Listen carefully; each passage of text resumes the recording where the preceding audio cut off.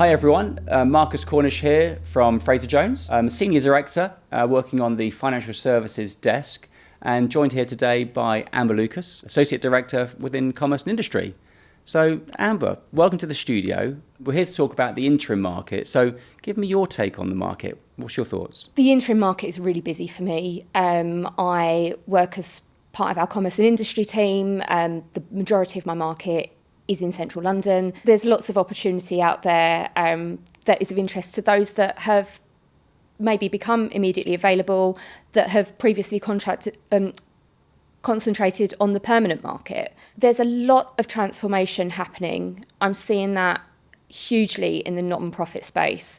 And it seems that people are really utilising contractors as an excellent solution to prepare themselves for all the changes that are happening now, that are going to happen soon with regards to the Employment Rights Bill. Marcus, you're one of our top performing consultants. There's nothing that you don't know about the interim market.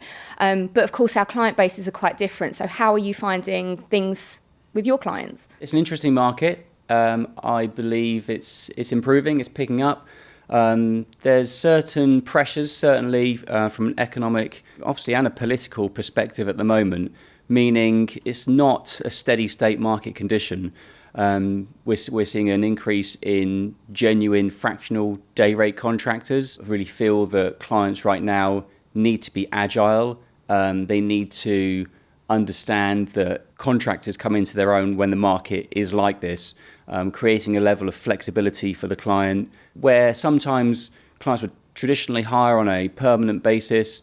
Going down the day rate route does offer them the flexibility and agility that they need to navigate in quite difficult circumstances. It seems to be on both sides, from both the client point of view and the candidate point of view. What's really important is that it works on both sides, and there's certainly a conversation about flexibility, how that work can be completed, whether that is on a fractional basis, whether that be a few days a month, a few days a week, or whether there is a real increased pocket of work, within quite a short time frame that someone is looking to complete. It seems that we're both experiencing that, regardless of sector, that seems to be kind of the common trend that we're seeing throughout. Absolutely. It's so difficult for clients to forecast long term now.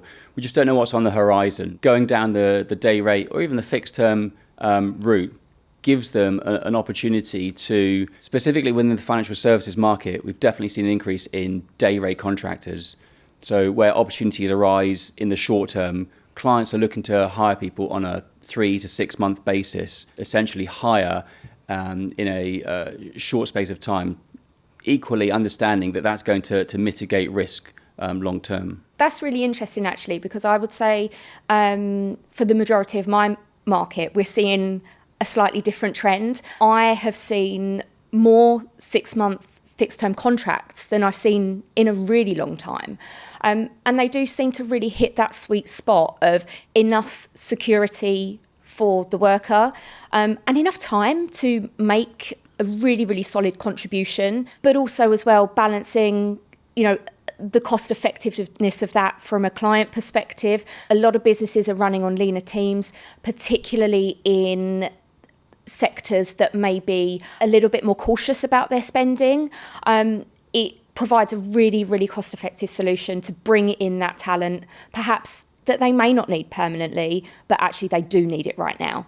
And we've noticed that as well, actually, specifically when it comes to business change and transformation. A lot of companies right now are looking to cut costs and streamline processes. Essentially, that means that they've restructured. It's creating opportunity for business partners with a very strong employment law and employee relations experience, and equally those employee relations specialists required, whereby there are redundancies and consultation processes, which is probably our most in-demand area right now. Equally, that's creating opportunity for candidates who hadn't traditionally worked within the contracting space, traditionally from permanent backgrounds, come into the contracting market. It is just making it a much more competitive market to work in. I think it's much more interesting as well. I've really noticed that maybe from my experience, 5+ years ago, things seem to be much more business as usual. It was a lot of maternity covers, and it still is. That's an amazing reason for needing someone within your business for around a year. But actually, the conversation has shifted. It's much more to do with transformation and to do with automation as well. And I think perhaps in the scheme of a HR career, that's maybe why we're seeing much less of a call for those typical lower level, entry level type skill sets. And we're seeing a much more elevated need. We are still seeing some operational roles, but they tend to be more at manager level, where again, it's still about transformation, process improvements, tech upgrades. And I know that our HRIS team as well, have a fantastic offering on the contract side for exactly that reason. I really feel like the role of an interim has changed over time. Gone are the days whereby you are just maintaining the status quo or keeping the lights on. Clients really are looking for value add. They want processes to progress. They need to see a proactive approach from contractors. So, my advice to potential contractors out there is that your advice, your input, your experience is valued, and you need to be seen to push the dial forwards to be able to add value, add to the bottom line, and really contribute. When you've completed your contract, the business and the role is in a better position than when you started. I couldn't agree more. I think there are some really exciting conversations as to why the role has become available, but also as well, it's making really interesting careers. So when we're speaking to contractors that have perhaps done 2 or 3 6 to 12 month contracts back to back, they're really interesting career paths that they've had and have got great skills to take to their next contract with them. So Marcus, it feels like the contract and interim space is in a really positive frame at the moment. What do you think the next half of the year is going to hold? I know that the market isn't at its most buoyant right now.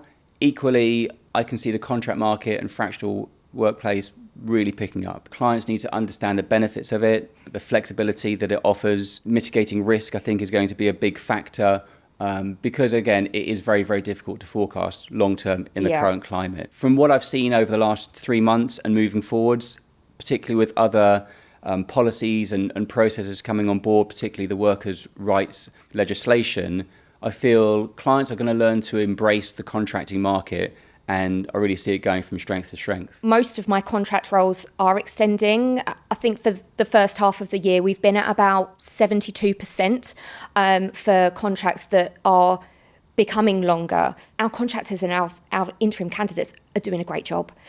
They're making a great contribution to the team. That is recognised, and that conversation is there throughout, which is just wonderful to know that these businesses are changing so rapidly. Absolutely. I think in addition, where we're hiring contractors, we're increasingly seeing more of them either get extended or potentially go temp to perm, and the clients see that as a try before you buy. Essentially, they're working their probation in their contract role, and as long as they go in there, deliver, do a great role, there's great opportunity to extend or go temp to perm. I think that's a really great point, and interestingly, a lot of my contractors are out there working in roles to prepare the business for the changes with the Employment Rights Act, specifically at the moment to deal with the change with unfair dismissal. There's a huge push on manager capability to run really excellent appraisal and performance processes.